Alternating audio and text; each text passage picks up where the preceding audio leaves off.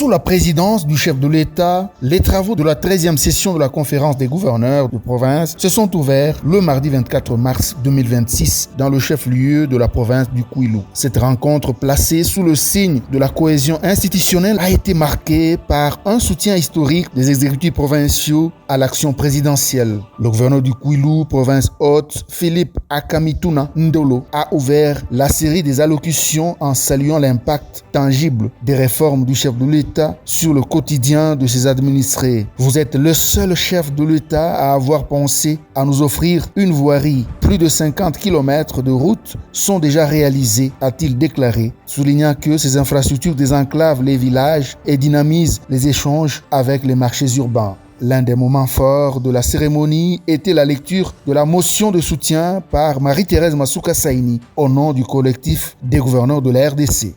Les 26 chefs des exécutifs provinciaux ont réaffirmé leur attachement indéfectible aux valeurs de la République et leur soutien ferme à la vision du président Tshisekedi.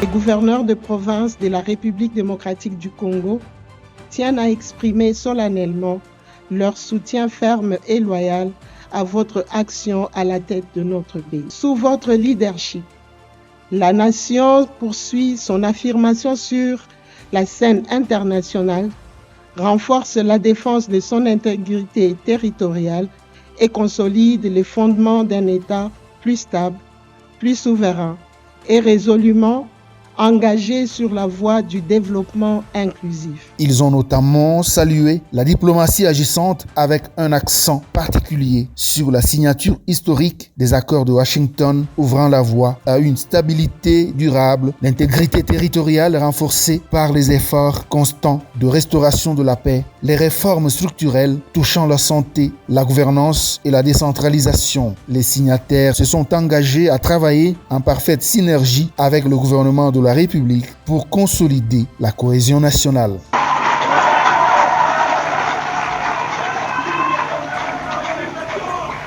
Félix Antoine Tshisekedi Tshilombo a adressé un état de lieu lucide de la nation, tout en exaltant le potentiel immense du pays, terres arables, ressources hydrauliques et vitalité de sa jeunesse. Il a fustigé le paradoxe persistant qui freine l'élan national. La tenue de cette session a une double exigence, constitutionnelle et politique.